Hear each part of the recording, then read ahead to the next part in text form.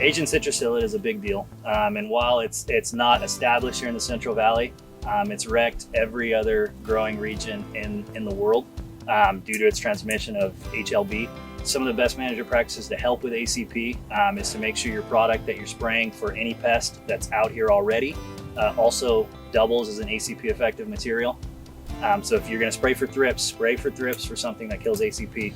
If you're going to spray for scale, try to find something that kills ACP. It's being treated up here in the valley like it's established, and we've got best management practices we follow, and Manecto Pro is part of that.